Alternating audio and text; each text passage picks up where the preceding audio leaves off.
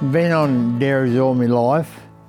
You know, Mum and Dad worked on dairy farms ever since I was a little kid, and we've grown up, and then I worked at the meat works and worked at feedlots and dairy farms in Innis Plains at Bow Desert. Yeah, me and Smith running dairy here for 100 odd cows on 209 acres. Have another dairy up the road, which we run there around about the same sort of cows, 100 odd cows on 115 acres of mainly all strip grazing. And here we use a TMR. I think it was just a Patz mixture, but I'm not sure. Yeah, Patz mixture. So yeah, no, it's all good. We've got cook, and I want to sort of shut down the show, but the wife said no, she'll keep it going, so she's happy enough to keep milking cows with the help of another worker. We can just keep going with it for 100 odd cows, and gives us a milk check every month. So we don't get rich, but it's a job. So then we started our own up here. I said I always wanted a stage where I wanted to get to, run my own dairy farm rather than run one for someone else. And so we started our own farm up here 20 odd years ago, and I worked at the meat works as well at Dinmore. So I've done 24 years at the meat works, and the wife works. I used to work night shift and she worked day shift, and she'd done 34 years with looking after the intellectually handicapped.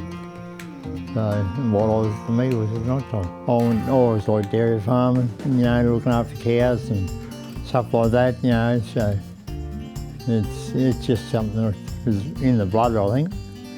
And horses and cattle, it's always been a passion of mine, so yeah, that's why we pursued it. The breeds mainly, as far as dairy cattle, it was mainly a few Jerseys, mainly Friesians, and Red Holsteins. We were some of them for a while, but yeah, just mainly crossbred dairy, Jersey and Friesians and all that sort of thing. We had a line of AIS cows for a while, but they didn't last for long. They don't milk long enough. So we opted out of them, and then we just, mainly with mixed breeds. So I always reckon anything, as long as it produced white milk, was what I was after.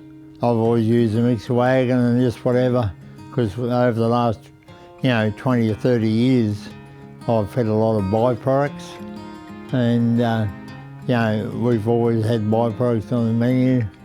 So in the cows virtually just got whatever. I've never been one to go into rations, because I reckon at the end of the day rations cost you money, and you've got to be able to get that back out of the milk. So that's why I didn't go a lot into rations. We could, even now to this day, we still get loads of potatoes come up and go to Smith's Crisps, and they can't process them there because there's something wrong with them. So the carrier from Tamworth, he just rings me up and says, if the cows are hungry, we've got a load of spuds for you. So they just, my last loads I got out of here was about 80 tonne, I think, of 2 loads, and they just couldn't, rather than take them all back or take them to the landfill, they bring them out here for me for the cows. Yeah, come out.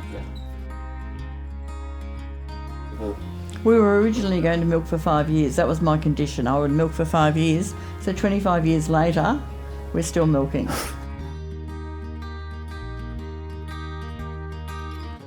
So I grew up on a farm, dairy farm, and my father got killed, and then Mum closed the dairy down. It was a very bad drought. We went to town to live in town, and I had no inclination that we'd ever be back milking cows again until Ian had this massive passion for milking. My bank manager said to us at the time, he was a very good friend of ours at the time, and he said, you'd be crazy to start dairying, didn't he, Ian? Mm. And that was, probably 26 years ago.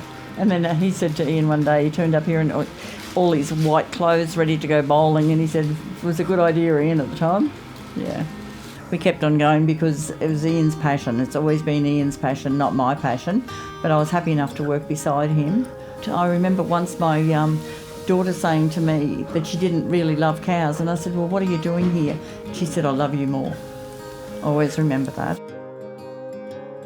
I've watched my grandchildren mature and grow so much from being involved with cattle and being able to come to the dairy and help me, whether it be feeding calves, whether it be getting the cows in, whether it would be just milking the cows themselves.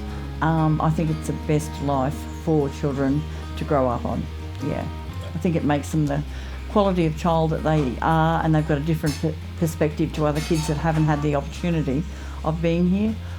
I've seen a lot of their friends want to be involved in the farm and on the farm, many times saying, yeah.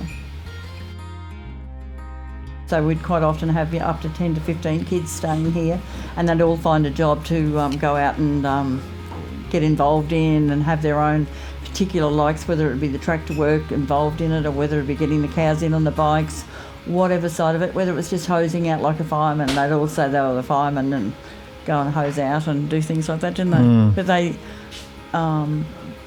quite a few of their friends just desperately wanted to be involved in the farm. Yeah, we struggled at times, but we've got through. The main part we struggle with is my love of racehorses. When the Patz came on the scene, it was just like the top of the range to us. It was top of the range. It was just magic, wasn't it? Well, do I tell them what I said when I first had the interview? You tell me. The bloke, when he was over here from America, he said, how do you find the Patz mixer? I said, mate, it's one of the best things I've ever bought. Oh, Patz has been good, hasn't it? We thought about 15 years, would that be right? I would think every bit of that. Yeah, it's a long time.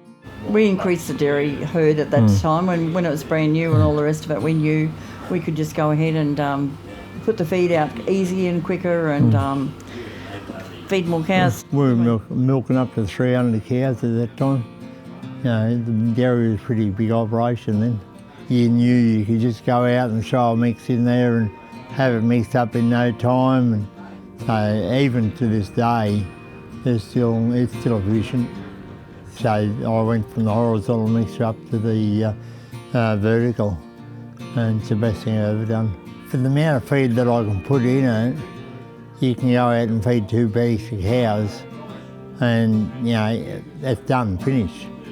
Where before, you know, you do half that amount and you'd have to feed paddocks separately, so, you know, and this one's just made it more efficient.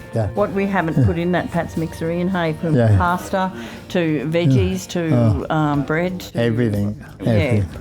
And the only thing that's still original, I think, is the flour in it. I just think that having that machine has probably given us the capacity to continue dairying for the length of time that we have, and the grandchildren, one as young as 12, can operate the machine and put the mixers out for the cows and do the whole thing, and they want to. They actually want to come and help Pa do his mixers and all learn how to use it. Our granddaughter Maddie, she decided the other day that she wants to know how to do the mixers so that she can be as good as the boys. So she's just as dedicated as the boys to getting in and learning how to do it and use it.